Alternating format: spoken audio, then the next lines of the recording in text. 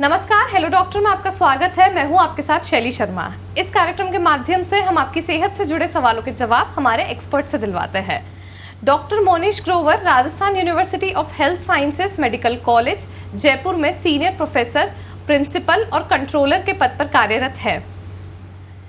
इन्होंने एम्स नई दिल्ली और PGI-MIR चंडीगढ़ जैसे देश के प्रतिष्ठित संस्थानों से उच्च शिक्षा और प्रशिक्षण प्राप्त किया है। कॉक्लियर इम्प्लांट और बहरेपन के उपचार के क्षेत्र में डॉक्टर ग्रोवर का योगदान बेहद सराहनीय रहा है।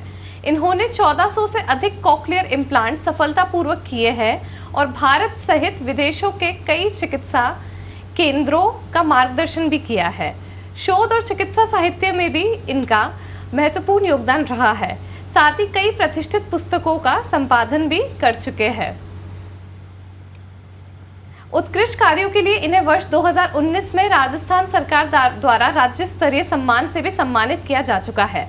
आपका बहुत बहुत स्वागत है सर हमारे कार्यक्रम में। धन्यवाद शैली जी। बढ़ते हैं सवालों की तरफ। पहला प्रश्न है, मुझे बार बार गले में खराश और आवाज बैठने की समस्या हो रही है, ऐसे में मुझे क्या करना चाहिए? रचना मेहता का ये सवाल आया है। रचना जी, ये एक बहुत ही कॉमन बीमारी है और मैं अच्छा लग रहा है कि पहला सवाल ही हम इस बारे में बात कर रहे हैं। गले में खराश का सबसे कॉमन रीज़न हमारे खान पान से रिलेटेड होता है जी। अगर हमारे खान पान में बहुत ज़्यादा मिर्च मसाला है और हमें उसकी वजह से एसिडिटी हो रही है, यानी कि ऐसे पेट में भारीपन या हल्का गले में जलन सा महसूस होना, तो कई बार उसकी वजह से ही खराश उत्पन्न हो जाती है। दूसरा महत्वपूर्ण कारण इसमें एलर्जी की वजह से होता है। जैसे आजकल हमारे चारों तरफ प्रदूषण बहुत बढ़ रहा है और जो हमारा खान पान है, किसी भी ऐसी चीज़ से में एलर्जी और हमारे आसपास अगर वो है तो उसकी वजह से गले में खराश रहना एक बहुत ही कॉमन कारण है। पर अगर आपकी आवाज़ में खराबी आ रही है, जैसा बता रही आवाज़ बार बार खराब हो रही है, तो उसके लिए ज़रूर चेक कराना बनता है, क्योंकि कई बार जो हमारे बोलने की तार होती है, जिनको हम वोकल कॉर्ड बोलते हैं, उनके अंदर सूजन या गांठ आ सकती है, जिसकी वजह से आवाज़ खराब हो सकती है। तो अगर आपको लग रहा है आपकी आवाज़ भी खराब हो रही है तो ज़रूर उसको चेक कराएं। पर सबसे पहली चीज़ जो आपको करनी है, अपने खान पान का ध्यान रखें, बहुत ज़्यादा मिर्च मसाला ना लें, पानी ज़्यादा पिएं। दिन में कम से कम 2 से 3 लीटर पानी हम सबको पीना चाहिए। अगर आप ऐसी जगह जा रहे हैं जहाँ बहुत ज़्यादा प्रदूषण का या स्मोक या डस्ट है, तो मास्क का उपयोग ज़रूर करें। और अगर आवाज़ बहुत बार ख़राब हो रही है तो ज़रूर ENT चिकित्सक को दिखाएं, ताकि गले में अंदर डाल के वो दूरबीन से उसको चेक कर सकें। बिल्कुल, ये आपने बहुत ही एक महत्वपूर्ण जानकारी दी है कि जो खान पान है उसका असर सेहत पर तो पड़ता ही है, साथ ही हमारी आवाज़ पर भी पड़ता है। बहुत से लोग अक्सर ये भी शिकायत करते हैं कि समय रहते हमारी आवाज़ में बहुत परिवर्तन आया है, हमारी आवाज़ बहुत ज़्यादा बदलने लग गई है, या थोड़ा भी हम तेज़ बोलते हैं एकदम से आवाज़ बैठ जाती है, तो उसका भी क्या कारण होता है? ये कई ज़्यादा देखा जाए तो कई बार हमारे प्रोफेशनल उसकी वजह से भी होता है। जैसे अगर मैं बात करूँ तो न्यूज़ एंकर्स जी, टीचर्स, पॉलिटिशियंस, सिंगर्स, इन सब के अंदर जो आवाज़ का बहुत ज़्यादा उपयोग कर रहे होते हैं, उनमें आवाज़ की खराबी बहुत ज़्यादा मानी जाती है। कई बार जो लोग बात ही घर पे चिल्ला के कर रहे होते हैं या गलत तरह से बोल रहे होते हैं, उनमें भी आवाज़ की प्रॉब्लम बहुत ज़्यादा होती है। सबसे कॉमन चीज़ जो आजकल मिलने लगी है, स्पेशली यंग एज में जो मिलने लगी, वो है धूम्रपान या स्मोकिंग करना। उसकी वजह से भी जो आवाज़, जो धुआं अंदर की तरफ जा रहा है, उसकी वजह से पूरे गले के अंदर रिएक्शन होके आवाज़, जो बोलने की तार, उनमें सूजन आ सकती है, गांठें बन सकती हैं, जिसकी वजह से आवाज़ फिर से खराब हो सकती है। बिल्कुल, बढ़ते हैं अगले सवाल पर। अगला प्रश्न मनोज शर्मा की तरफ से आ रहा है। मेरे कान में कई दिनों से सीटी जैसी आवाज़ सुनाई देती है, इसका कारण क्या हो सकता है? मनोज जी, इस कान में सीटी बजने के बहुत सारे कारण हैं। सबसे ज़्यादा पहली चीज़ मैं बताना चाहूँगा कि इसमें कोई बहुत ज़्यादा डरने की आवश्यकता नहीं है जी। सिर्फ अपने को ये करना है कि कुछ चीज़ें चेकअप होना ज़रूरी है कि इसका कोई कारण ऐसा तो नहीं कि सीरियस हो। 90 से 95% लोगों में इसका कोई सीरियस कारण नहीं होता है, तो इसलिए घबराएं नहीं। सिर्फ इसका एक बार अपने कान की सुनाई की जांच ज़रूर करवा लें, ताकि अगर वो जांच नॉर्मल है और आपको कोई चक्कर का अनुभव नहीं हो रहा है, तो बहुत ज़्यादा इस बारे में सोचने की ज़रूरत नहीं है। हम इसके बारे में कई बार साइकोलॉजिकली बहुत इफेक्ट हो जाते हैं और उसकी वजह से हमें नींद ख़राब होती है, हम बहुत ज़्यादा इस पर ध्यान देना करने की कोशिश करते हैं। तो ऐसी चीज़ें मत करें, इससे बहुत ज़्यादा ध्यान केंद्रित करने की ज़रूरत नहीं है। सिर्फ एक चीज़ की आवश्यकता है कि सुनाई की अपनी जांच करवा लें, और अगर वो नॉर्मल है तो इसकी बहुत ज़्यादा चिंता करने की आवश्यकता अपने को नहीं है। बिल्कुल, बढ़ते हैं अगले प्रश्न पर। अगला सवाल है, मुझे निगलने में हल्का दर्द और गले में कुछ फंसा हुआ महसूस होता है, क्या यह चिंता की बात है?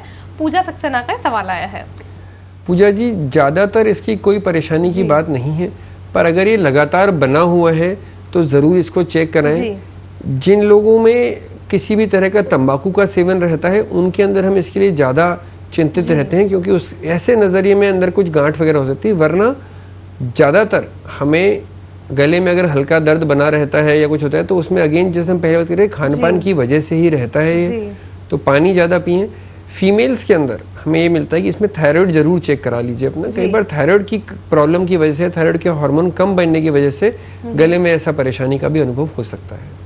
बिल्कुल। और बहुत बार ऐसा होता है कि जब व्यक्ति कुछ खाना खाता है तो उसे एक अजीब सी चुभन और जलन भी महसूस होती है, तो क्या उसमें भी थायराइड एक भूमिका निभा सकता है? बिल्कुल, थायराइड की वजह से होता है। कई बार न्यूट्रिशनल डेफिशिएंसी यानी जैसे विटामिन B12 या विटामिन D3 की कमी से भी हो सकता है। तो अगर हमारा खान पान अच्छा है, हम अच्छे से हरी सब्जियां और फल खा रहे हैं, मिर्च मसाला बहुत ज़्यादा नहीं ले रहे हैं, तंबाकू से दूर हैं, तो ये चीज़ें अपने आप इसी लेवल पे सही हो सकती हैं। परंतु अगर इनमें से कुछ कमी है, थायराइड की प्रॉब्लम है, एलर्जी है, एसिडिटी है, तो ये चीज़ें हमें ज़्यादा परेशान करती हैं। अगला सवाल है, मेरी नाक से अक्सर खून आ जाता है, खासकर गर्मियों में, ऐसे में क्या इलाज है? दीपक गुप्ता का ये प्रश्न आया है। दीपक जी, बहुत ही कॉमन प्रॉब्लम है और सबसे अच्छी बात है अभी गर्मियाँ बहुत तेज़ हैं और अभी कई लोगों को ये परेशानी का सामना करना पड़ रहा है। गर्मियों में खून नाक से आना बहुत कॉमन चीज़ है। वो इसलिए क्योंकि गर्मियों की वजह से नाक के अंदर जो खून की धमनियाँ होती हैं वो थोड़ी, जो हम ब्लड वेसल जिनको बोलते हैं, वो थोड़ी चौड़ी हो जाती हैं, ज़्यादा ब्लड फ्लो करने लगता है। और क्योंकि हमारे आसपास इस समय बहुत सूखापन या ड्राइनेस है, चाहे हम बाहर घूम रहे हो, चाहे घर में एसी में रह रहे हो, काम में एसी का उपयोग कर रहे हो, तो उस समय बहुत ड्राइनेस रहती है। तो ये ड्राइनेस की वजह से और क्योंकि गर्मियों में खून की नसें ज़्यादा चौड़ी हो जाती हैं तो ब्लीडिंग ज़्यादा कॉमनली होती है। तो बचाव का तरीके दो हैं। पहली चीज़ तो बहुत ज़्यादा ड्राई एरिया में नहीं रहें। अगर घर पे भी आप एसी का उपयोग कर रहे हैं तो कई बार माना जाता है घर में कि एक पतीला पानी भर के रख लें उस कमरे में, ताकि ड्राइनेस कम हो, गर्म पानी की भाप थोड़ी लेते रहें। दूसरा, नाक को कम से कम छेड़ें। जितना नाक को अपन छेड़ेंगे इस समय, उतना उसमें इंजरी के बाद खून आने के चांसेस रहेंगे। अगर खून आ जाता है तो क्या करना है? सबसे आसान जो तरीका इसमें है कि मान लीजिए जिस तरफ से आपके खून आ रहा है, अगर राइट साइड से आ रहा है तो अपनी उंगली से नाक को यूँ दबाएं, साइड से पूरा प्रेशर देके दबा के रखें। घड़ी से 5 मिनट अपने को इंतजार करना है दबा के। सिर को पीछे ना करें, जो हम अमूमन करते हैं कि पीछे लेट जाते हैं ताकि खून नहीं आए, बल्कि उससे खून पीछे की तरफ जाके गले में आएगा। तो कुछ भी नहीं करना है, सिर्फ उंगली से नाक को दबाना और सिर को थोड़ा आगे की तरफ झुका लेना है, ताकि यहाँ प्रेशर अच्छे से लग सके। और ज़्यादातर जिनकी कोई और परेशानी नहीं है, 5 मिनट के अंदर ये खून अपने आप इससे रुक जाएगा। इसके बाद नाक को ज़्यादा छेड़े नहीं। 99% लोगों में अपने आप इससे परेशानी सही हो जाती है। बिल्कुल, आपने बहुत ही अच्छी तकनीक बताई है। जिन लोगों को नक्सीर की अधिकतर समस्या रहती है समर्स में, वो ये तकनीक ज़रूर ट्राई कर सकते हैं। 5 मिनट में आपको एकदम रिलीफ मिल सकता है। अगला सवाल अंजलि वर्मा की तरफ से आ रहा है। मुझे लगातार नाक बंद रहने और सांस लेने में परेशानी होती है, कृपया करके इसका उपाय बताएं। अंजलि जी, इसका सबसे कॉमन रीज़न है एलर्जी जी। क्योंकि अगर आपको एलर्जी है तो उसकी वजह से धीरे धीरे हमारे नाक और साइनस जो होते हैं इस एरिया में, नॉर्मल साइनस हमारे हवा से भरे होते हैं, जो हम साइनस की परेशानी बताते हैं उसमें साइनस के अंदर क्योंकि एलर्जी की वजह से सूजन आ जाती है हमारी नाक और साइनस में, तो साइनस के अंदर पानी बढ़ जाता है और फिर उसकी वजह से लंबे टाइम तक एलर्जी नहीं की वजह से नाक में मांस या पॉलिप बढ़ सकते हैं जी। अगर आपके नाक में रुकावट है तो एक तो एलर्जी की वजह से होता है, इसकी वजह से नाक में पॉलिप बन गए हैं तो उसका ऑपरेशन कराना बहुत ज़रूरी है। और साथ में एलर्जी का इलाज संभव है तो उसके लिए एलर्जी टेस्ट करा के, उसके आजकल वैक्सीन भी अवेलेबल हैं तो वो कराना है ताकि पूरी तरह अपन ठीक हो सकें। अगर उसके बिना आपको एलर्जी अगर नहीं है, मतलब आपको लग रहा है कि नाक में सिर्फ बंद ही रहता है, मेरे कोई छींके नहीं है, पानी नहीं आ रहा है नाक से ज़्यादा, सिर्फ नाक बंद है, तो कई बार वो सिर्फ नाक में हड्डी टेढ़ी होने की वजह से भी हो सकता है। तो उसको आप दिखा लें और वो बहुत ही छोटे से ऑपरेशन से ठीक कराया जा सकता है।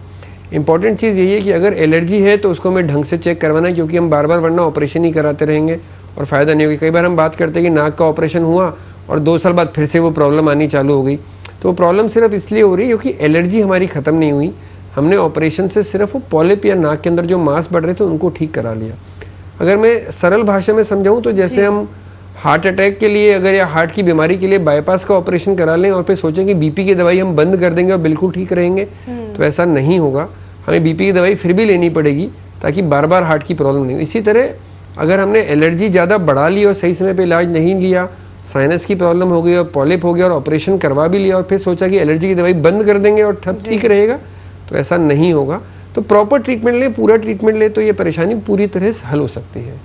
बिल्कुल, कई लोग ऐसी शिकायत करते हैं कि जब हम कुकिंग करते हैं तो अब हमें स्मेल आनी बंद हो गई है, हमें सुगंध नहीं आती, तो क्या वो एक साइनस का इंडिकेशन होता है कि अब वो बहुत हाई लेवल पर पहुंच चुका है, और बहुत से लोग साइनस को एक बहुत बड़ी बीमारी नहीं मानते हैं, सालों साल निकल जाता है, वो उसे ऑपरेट भी नहीं करवाते हैं। तो डॉक्टर, साइनस का ऑपरेशन करवाना सही समय पर कितना ज़रूरी होता है? दोनों बहुत महत्वपूर्ण सवाल हैं शैली जी। सबसे पहली चीज़ तो जो हम जैसे बात करें कुकिंग करते हुए या किसी भी चीज़ की अगर स्मेल नहीं आ रही है, उसके दो कॉमन कारण, या तो साइनस जैसा आपने बोला कि एलर्जी ज़्यादा काफ़ी टाइम से हमने इलाज नहीं लिया, फिर उसके अंदर मांस बढ़ने चालू हो गए और फिर इतने ज़्यादा हो गए कि वो स्मेल के लिए जो हवा अंदर जानी चाहिए थी वो पहुंच ही नहीं पा रही है।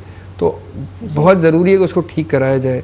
दूसरा कारण जो होता है इसका कि वायरस के इन्फेक्शन से, हमने कोविड में बहुत देखा था कि जब कोविड वायरस से इन्फेक्शन हुआ तो कईयों की स्मेल की और टेस्ट की पावर चली गई। तो वो भी अगर हम समय रहते उसका इलाज करें शुरू के 10 से 15 में तो पूरी तरह नॉर्मलाइज हो सकती है, पर अगर हम उसको कई लंबे टाइम तक चलने देंगे, ठीक है शायद अपने आप ही ठीक हो जाए, तो वो नहीं होती है। यही चीज़ साइनस के ऑपरेशन की बात है। कई बार हम सोचते हैं कि नहीं कराएं, चलने देते हैं, उससे दो तरह की परेशानी होती है। एक तो ये बीमारी अगर ज़्यादा बढ़ती है तो ये आँख में या दिमाग में फैल सकती है कई सालों में जाके, तो वो एक बिना मतलब की इमरजेंसी हो जाती है जिससे कि हमें एक परेशानी बहुत ज़्यादा डील करनी पड़ती है। तो ज़रूर उसका टाइम रहते हुए ऑपरेशन करा लें। दूसरी कारण उसका ये होता है कि अगर नाक हमारी बंद है जो साइनस की बीमारी की वजह से, तो हमें मुंह से सांस लेना पड़ता है, और ऐसे केस में खराटे के साथ में बार बार छाती का इन्फेक्शन, गले का इन्फेक्शन बढ़ जाएगा, क्योंकि जो हम हवा अंदर ले रहे हैं ना तो उसका टेम्परेचर ठीक है, क्योंकि नाक का एक बहुत इंपॉर्टेंट रोल होता है टेम्परेचर सही करना। दूसरा, जो भी छोटे कीटाणु थे जो नाक फिल्ट्रेशन का काम कर रहा था वो बिल्कुल खत्म हो जाता है, क्योंकि अब सारी हवा मुंह से जा रही है। तो टेम्परेचर की प्रॉब्लम और सारा इन्फेक्शन जो सीधा हम गले और छाती में पहुंचा रहे हैं उसकी वजह से ये सेकेंडरी प्रॉब्लम डेवलप हो जाती है। तो ज़रूर टाइम रहते इसका टाइमली ऑपरेशन कराएं ताकि इन सब चीज़ों से हम बच के रह सकें। अगला सवाल है, मेरे बच्चे की उम्र 10 वर्ष है और उसको बार बार कान में दर्द और सुनने में दिक्कत होती है, इसका उपाय बताएं। सीमा चौहान का सवाल आया है। सीमा जी, बच्चों में अगर ये प्रॉब्लम बार बार हो रही है तो इसका सबसे ज़्यादा कॉमन होता है जिसको हम कहते हैं एडिनॉइड या टॉन्सिल की प्रॉब्लम। टॉन्सिल और एडिनॉइड क्या चीज़ है? गले में हम सबको पता है पीछे की तरफ टॉन्सिल्स होते हैं, इसी तरह नाक के पीछे की तरफ, जो नाक के पीछे अगर हम कहें टॉन्सिल जैसा मांस होता है या टिश्यू होती है जिसको हम एडिनॉइड बोलते हैं। अगर किसी बच्चे के एडिनॉइड या टॉन्सिल बड़े हुए हैं तो उस बच्चे को नाक से सांस लेने में परेशानी हो सकती है, मुंह से सांस लेना पड़ सकता है, खर्राटे आ सकते हैं, और साथ ही में बार बार कान में परेशानी, यानी कि कान में दर्द होना या कान में सुनाई की कमी होना, ये दो चीज़ें बहुत कॉमनली मिलती हैं। ज़रूरी है, 10 साल में कहूँगा काफ़ी ज़्यादा एज हो गई है, ज़्यादातर हम इसका 4 से 6 साल में ही इलाज करना पसंद करते हैं ताकि बिल्कुल परमानेंट रिलीफ मिल सके। अगर बच्चा आपका 10 साल का हो गया है तो बहुत जल्दी ज़रूरी है कि इसका जल्दी इलाज कराएं, ताकि वरना बाद में कान की बीमारी इतनी बढ़ जाएगी उसका अलग से हमें ऑपरेशन करना पड़ेगा। तो इसको चेक कराएं ताकि अगर एडिनॉइड या टॉन्सिल की बीमारी है तो उसका दवाई से या ऑपरेशन से जो भी है उसका इलाज करा जा सके। बिल्कुल, जैसे आजकल छोटे बच्चों में ऑटिज्म की बीमारी बहुत ज़्यादा बढ़ने लग गई है, तो कई बार पेरेंट्स इस कंफ्यूजन में रह जाते हैं कि अगर बच्चा सुन नहीं रहा है सही से या बोल नहीं रहा है तो वो ऑटिज्म में भी होगा, लेकिन बाद में ट्रीटमेंट्स में पता चलता है कि वो एक शुरुआती संकेत होता है कि बच्चे को कुछ प्रॉब्लम है। तो क्या लक्षण होते हैं छोटे बच्चों में इस तरीके की बीमारी के कि उसे कम सुनाई दे रहा है? अगर बच्चे जैसे हम बात करें सुनाई में कमी की, तो पहली चीज़ तो ये कि राजस्थान सरकार भी ये चाहती है और कई बार इसकी पॉलिसीज बनी भी हैं, और सब अच्छे अस्पतालों में आजकल पैदा होते ही बच्चे की सुनाई की जांच एक तरह से अनिवार्य कर दी गई है, ताकि बच्चा जब पैदा हो तो उसकी सुनाई में जांच हो। अगर कहीं किसी अस्पताल में नहीं हो रही है तो कृपया ध्यान दें अपने घर में, अगर कभी भी ऐसा हो रहा है तो पैदा होते ही सुनाई ज़रूर टेस्ट करा लें। अगर वो नहीं भी है तो छोटे बच्चों के अंदर सबसे ज़रूरी चीज़ क्या है कि जैसे घर में अपने कहीं भी कोई आवाज़ आई, चाहे घंटी बजी, कोई बर्तन गिरा या टीवी ऑन किया या कोई ताली बजाई, तो क्या बच्चा पलक झपक रहा है, क्या बच्चा उस तरफ गर्दन मोड़ रहा है, जैसे जैसे उम्र बढ़ेगी वो गर्दन मोड़ पाए, तो ये हमें देखना बहुत ज़रूरी है। अगर बच्चे की स्पीच क्लियर नहीं है या वो बोलना पूरी तरह नहीं पा रहा है तो ये एक और लक्षण है कि हो सकता है पूरी तरह सुनाई, थोड़ी सुनाई में कमी हो, जिसकी वजह से उसकी स्पीच में क्लैरिटी नहीं है, बोल नहीं पा रहा है सही से, आधे शब्द सीख रहा है आधे नहीं सीख पा रहा है, स्कूल में पीछे रह जाना, ये कई बार बड़ी कॉमन चीज़ें हैं जिनकी वजह से पता चलता है बच्चों में सुनाई में कमी हो रही है। बिल्कुल, यानी छोटे बच्चे साउंड्स को लेके किस तरीके से अपना रिएक्शन देते हैं ये अभिभावकों को ध्यान देना बहुत ज़रूरी होता है, क्योंकि ज़रूरी नहीं है कि हर बीमारी जो है वो ऑटिज्म ही हो। कई बार शुरुआती संकेत भी हो सकता है कि बच्चे को सुनने में और बोलने में कुछ प्रॉब्लम हो रही है। अगला सवाल है, मुझे कई महीनों से सूखी खांसी और गले में जलन रहती है, ऐसे में क्या करना चाहिए? नीलम अरोड़ा का ये सवाल आया है। नीलम जी, गले में जलन और सूखी खांसी बहुत ज़्यादा, एक मैं कहूँगा करीब करीब हमारे लिए कन्फर्म ही होता है कि कि ये एसिडिटी की वजह से हो रहा है। जी। क्योंकि अगर गले में हमारे एसिड आ रहा है, जो पेट में हमारे नॉर्मली बहुत एसिड बनता है, पर वो पेट के अंदर ही रहता है। अगर हमें एसिडिटी की प्रॉब्लम है तो वो पेट का जो तेज़ाब है वो गले में आएगा, और गले की जो अंदर की जो म्यूकोजा या स्किन की लाइनिंग है जो हम बात करें वो बहुत सेंसिटिव होती है। उसमें ये वो एसिड को बिल्कुल भी, मतलब एसिड के लिए बिल्कुल वो बनी हुई नहीं है, तो एसिड आते ही उसे बहुत जल्दी रिएक्शन होता है, तो उसमें गले में जलन होगी और साथ में ही गले में खराश और सूखी खांसी रहना, ये सब उसी की इंडिकेशन है। तो कई बार हम ये भी देखते हैं कि ऐसा ज़रूरी नहीं है कि हमें एसिडिटी में यही हो कि पेट में जलन या भारीपन है। सीधा अगर सिर्फ सूखी खांसी और गले में जलन है तो हो सकता है सिर्फ और सिर्फ एसिडिटी की वजह से हो। तो आप एसिडिटी का प्रॉपर ट्रीटमेंट लें, उसके अंदर खाने पीने का ध्यान रखें जैसे हमने पहले बात करी, और इसको अगर आप ठीक कर लेंगे तो मेरा मानना है ऑलमोस्ट ऑलवेज ये सारी चीज़ें तो ठीक हो जाती है। अगला सवाल है, मेरी उम्र 51 वर्ष है और मेरी आवाज़ पहले जैसी साफ नहीं रही और बोलने पर जल्दी थकान होने लगती है, इसका कारण क्या हो सकता है? राजेश खन्ना का ये सवाल आया है। राजेश जी, इस उम्र में सबसे ज़्यादा कॉमन रीज़न आवाज़ के दो होते हैं। पहली चीज़ तो ये कि अगर हम सिगरेट का सेवन कर रहे हो, क्योंकि उसकी वजह से गले के अंदर गांठें, कैंसर, ये सब हो सकता है। दूसरा, अगर हम ज़्यादा बोल रहे हो, अगर आप जैसे सुबह से आपका प्रोफेशन ऐसे में ज़्यादा बोलना है तो शाम होते होते आवाज़ में थकावट आनी शुरू हो जाती है। तो ये बहुत ज़रूरी है कि ऐसे केस में हम पानी ज़्यादा पीते रहें, आवाज़ लंबे सेंटेंसेस बहुत ज़्यादा एक साथ नहीं बोलें, बहुत तेज़ नहीं चिल्लाएं, बिल्कुल धीरे बात नहीं करें, तो नॉर्मल आवाज़ में छोटे सेंटेंसेस में बात करें, पानी ज़्यादा पिएं, जहाँ ज़रूरत नहीं हो वहाँ नहीं बोलें, थोड़ा वॉइस रेस्ट या वोकल रेस्ट जो हम कहते हैं वो ज़रूर दें। पानी का सेवन ज़्यादा करें, मिर्ची तेल वाली चीज़ें कम करें, ताकि ये चीज़ें आपके गले को नॉर्मलाइज करके रखेंगी। अगर इसके बावजूद आपकी आवाज़ भारी रह रही है तो ज़रूर अपने गले को अंदर एंडोस्कोपी या दूरबीन द्वारा चेक कराएं, ताकि देख सकें कि बोलने की तारों में कोई परेशानी तो नहीं चल रही है। बिल्कुल। अगला सवाल विकास जैन ने पूछा है, मुझे रात में तेज़ खर्राटे आते हैं और सुबह सिर भारी लगता है, क्या यह किसी समस्या का संकेत है? विकास जी, खर्राटे हम पहले मानते थे कि हमारे खुद के लिए प्रॉब्लम नहीं, आसपास वालों के लिए प्रॉब्लम ज़्यादा है जी। पर आज की डेट में ऐसा नहीं है। ये मानी हुई चीज़ है कि अगर खर्राटे हैं तो उसकी वजह से कई और बीमारियां हो सकती हैं। तो पहली चीज़ तो ये समझना ज़रूरी है खर्राटे का कारण क्या है। खर्राटों का कारण ये है कि नाक से लेके गले तक वाले हिस्से में अगर कहीं भी आपके सूजन या रुकावट आ रही है तो हवा पूरी तरह नॉर्मली नहीं जा पा रही है, जिसकी वजह से जो रेजिस्टेंस वो फेस कर रहा है वो आवाज़ एक उत्पन्न हो रही है, जिसको हम खर्राटे बोल रहे हैं। तो खर्राटे एक सिम्टम है, ना कि कोई बीमारी है। उसकी जो बीमारी है वो हमें ढूंढनी ज़रूरी है। तो अगर नाक में कोई रुकावट है, जैसे हमने बात करी साइनस में पॉलिप की वजह से हो, या कोई गले में सूजन हो, कई बार हमारे टॉन्सिल बड़े हुए होते हैं, पीछे गले में सूजन चल रही होती है, या फिर अगर हमारा वज़न ही ज़्यादा हो, बहुत कॉमनली हम देखते हैं जिनका ज़्यादा वज़न होता है उनमें खर्राटों की प्रॉब्लम होती है, तो उनका मतलब ये होगा कि नाक से लेकर गले तक हमारी सूजन अगर बढ़ गई है तो वो रुकावट कर रही है। अब इस रुकावट से प्रॉब्लम कहाँ आती है कि नाक से हमारा सांस आना प्रॉपर नहीं हो पाता, तो मुंह खोल के भी सांस लेते हैं, अगेन उससे सारी बीमारियां छाती की बढ़ जाती हैं।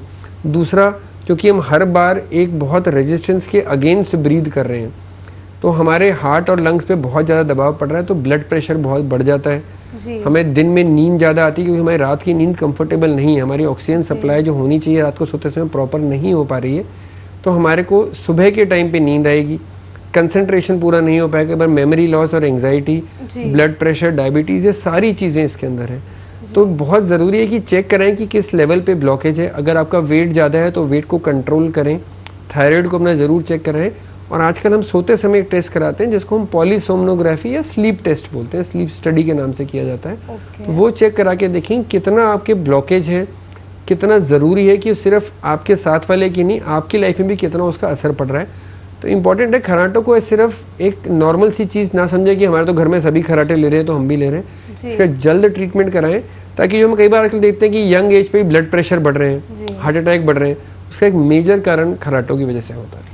बिल्कुल, ये आपने जो स्लीप टेस्ट की बात बताई है ये बहुत महत्वपूर्ण है, और मुझे लगता है कि सबको ये स्लीप टेस्ट करवाना ही चाहिए। पहले खर्राटों को सिर्फ इससे जोड़ा जाता था कि हम बहुत थक गए हैं इसलिए खर्राटे आते हैं, बट हम कई बार देखते हैं कि बिना थकान के भी जो यूथ है उनमें भी ये प्रॉब्लम बहुत ज़्यादा बढ़ रही है। कई स्लीप डिवोर्सेस के भी केसेस हो रहे हैं इस चीज़ की वजह से। तो डॉक्टर, जिन लोगों को खर्राटे के साथ मुंह खोल के सोने की भी आदत होती है, तो क्या वो भी एक इंडिकेशन है कि आपकी सांस में लेने में कुछ प्रॉब्लम हो रही है? बिल्कुल सही बात है, क्योंकि अगर हमारे रुकावट है और प्रॉपर सांस नहीं आ रहा, तो बॉडी का एक कंपेंसेटरी मैकेनिज्म है कि अभी प्रॉब्लम इतनी ज़्यादा बढ़ गई है कि मुंह खोल के सांस लेना पड़ रहा है। जी। जैसा कि आपने बोला, ये प्रॉब्लम आजकल यंग एज मिलती है, हम बच्चों में भी कई बार ये देखते हैं। जिन जो बच्चे बहुत ज़्यादा ओवरवेट है उनके अंदर ये प्रॉब्लम है। जिन बच्चों के टॉन्सिल से एडिनोइड्स बढ़ गए हैं उनके ये प्रॉब्लम है, खराटे, मुंह खोल के सोना, खराटे लेना।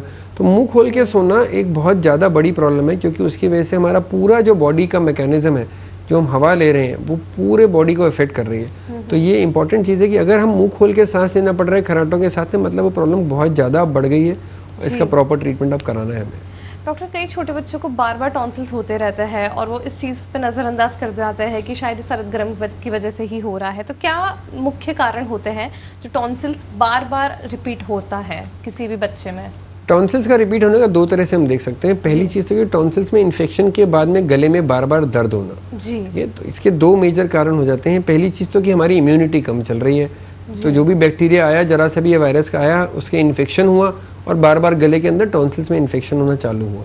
तो इसलिए तो बच्चे का ऐसे केस में ज़रूरी है कि बच्चे का हम चेक करें कि उसका खान पान कैसा है, उसको किसी चीज़ से एलर्जी तो नहीं है, क्या उसका कोई विटामिन डेफिशिएंसी नहीं है, फ्रूट्स कितने खा रहे हैं, ग्रीन वेजिटेबल्स कितने खा रहे हैं, वो ज़रूरी है।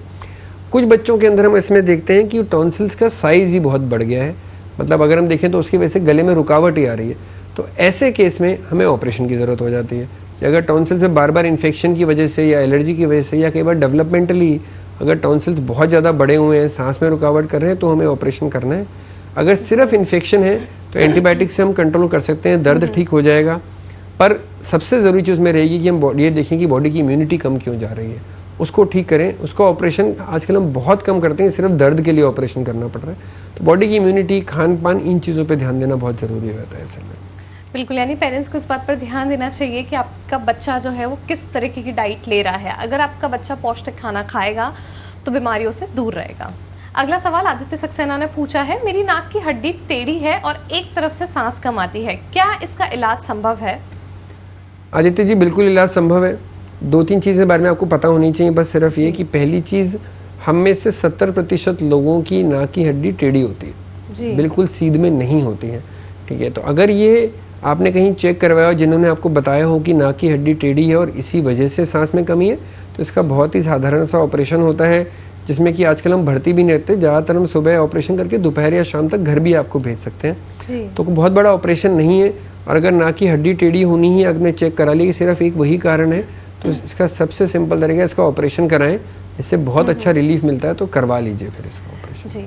अगला सवाल किरण मल्होत्रा ने पूछा है, मुझे तेज आवाज़ सुनने के बाद कान में दर्द और भनभनाहट होने लगती है, क्या यह सुनने की क्षमता पर असर डाल सकता है?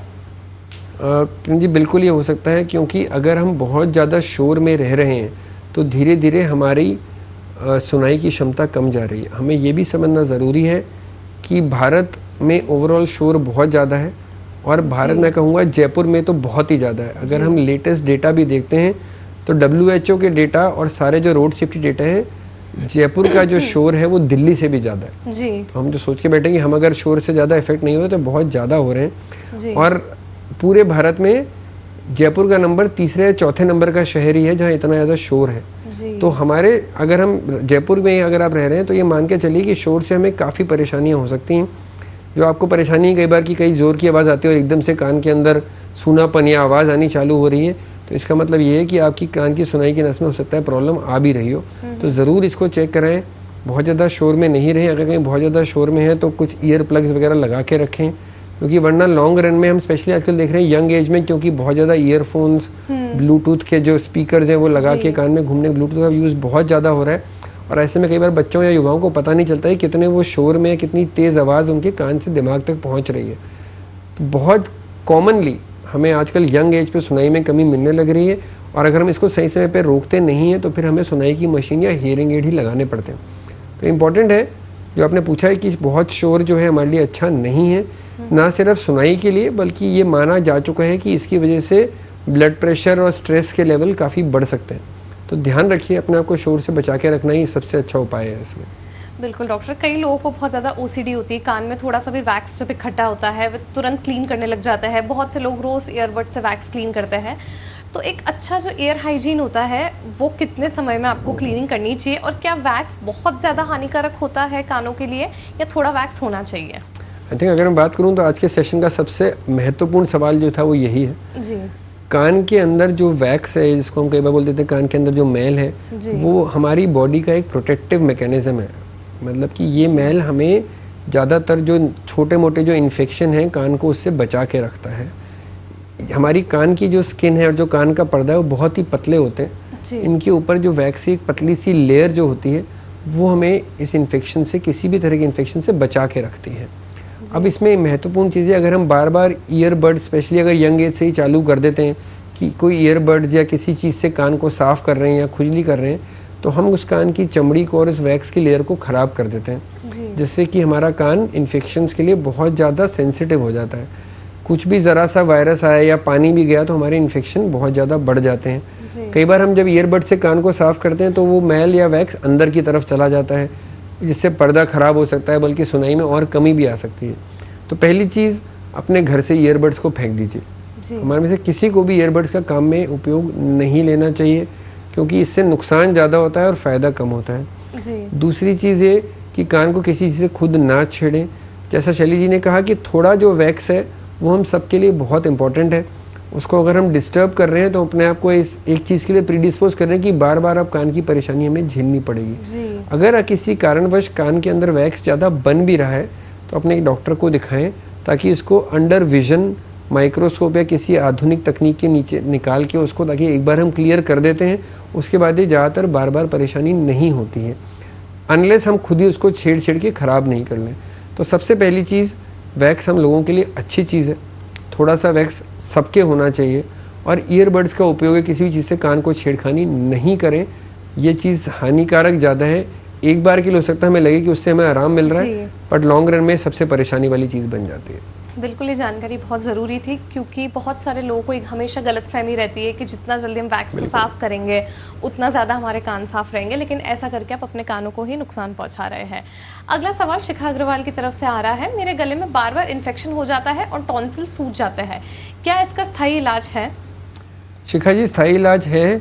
अगर टॉन्सिल सूज रहे हैं और उसमें इन्फेक्शन हो रहा है, साथ में बुखार हो रहा है, और अगर हम कहें कि साल में ये 4-5 बार से ज़्यादा हो रहा है, तो इसका ऑपरेशन करना सही है जी। पर सबसे पहली चीज़ हमें इसमें देखनी पड़ेगी, जो हमने पहले ही बात करी, कि क्या हमारी बॉडी की इम्यूनिटी ठीक है। क्योंकि हम कई बार टॉन्सिल का ऑपरेशन करा भी लेते हैं तो फ़ायदा नहीं मिलता, क्योंकि गले के पीछे वाले हिस्से में इन्फेक्शन होता रहेगा। तो पहले अपना खान पान देखिए, क्या वो पौष्टिक है, क्या हम फल फूल अच्छे से खा रहे हैं, हरी सब्जियाँ ले रहे हैं, पानी अच्छे से ले रहे हैं, बहुत ज़्यादा मिर्च मसाला तो नहीं। कई बार हम बहुत ज़्यादा कोल्ड ड्रिंक्स पी रहे होते हैं, तो उन चीज़ों का ध्यान पहले रखिए।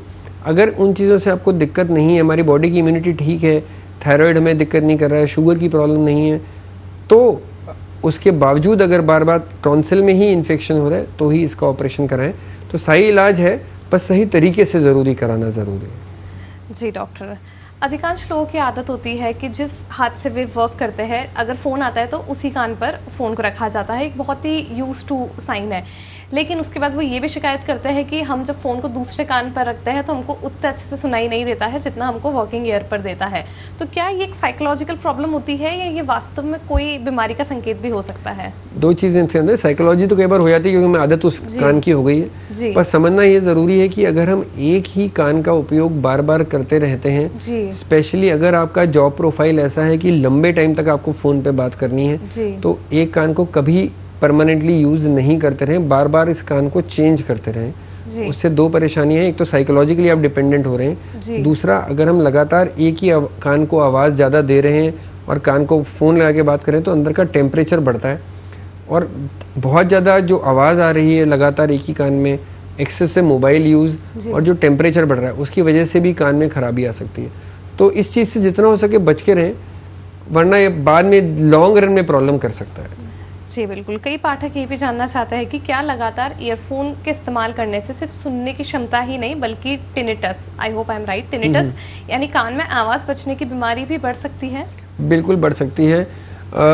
सुनाई के साथ साथ टिनिटस, जो जैसे हम पहले भी एक सवाल था कि कान में वो सीटी जैसी आवाज़ आना, वो टिनिटस एक बहुत ही प्रॉब्लमेटिक बीमारी हो सकती है अगर उसका कारण आपका ईयरफोन्स रहा, क्योंकि ईयरफोन्स का वॉल्यूम जो होता है कई बार बहुत ज़्यादा चला रहता है, और स्पेशली यंग एज में, जैसे मेरी खुद की बेटी है, उसको ईयरफोन्स के गाने सुनने का बहुत शौक है, ऑनलाइन क्लासेस बहुत होने लग रही हैं हम सबकी, तो इन सब चीज़ों के अंदर कान के अंदर बहुत कई बार प्रॉब्लम्स आती हैं। तो एक बड़ा सिंपल सा रूल अगर आप मान के चलें कि जो आपके ईयरफोन्स हैं उनसे अच्छे हमेशा हेडफोन्स रहते हैं, तो वो आप कोशिश करें यूज़ करने, अगर आपको यूज़ करने ही ज़्यादा पड़ रहे हैं। दूसरी चीज़, कभी भी उसकी वॉल्यूम 50% से ज़्यादा पे नहीं रखें और आधे घंटे से ज़्यादा लगातार उसको काम में नहीं लें। अगर ऐसा करना पड़ रहा है आपके जॉब या आपके प्रोफेशन या स्टूडेंट लाइफ की वजह से, तो हर थोड़ी देर में कान को रेस्ट दें ताकि वो अंदर कान के अंदर नॉर्मल हवा जा सके, टेम्परेचर ना पड़े और एक शोर से एक ब्रेक ले सकें। नहीं तो लॉन्ग रन में सुनाई में कमी, टिनिटस वाली प्रॉब्लम जो आपने बताई, कान में भारीपन रहना, ये सब चीज़ें चालू हो सकती हैं। बिल्कुल डॉक्टर, आपका बहुत बहुत शुक्रिया हमारे साथ बने रहने के लिए। हमें पूरी उम्मीद है आपकी बताई गई टिप्स हमारे दर्शकों के लिए, पाठकों के लिए बहुत मददगार साबित होने वाली है। तब तक के लिए धन्यवाद। मिलते हैं हेलो डॉक्टर के अगले एपिसोड में।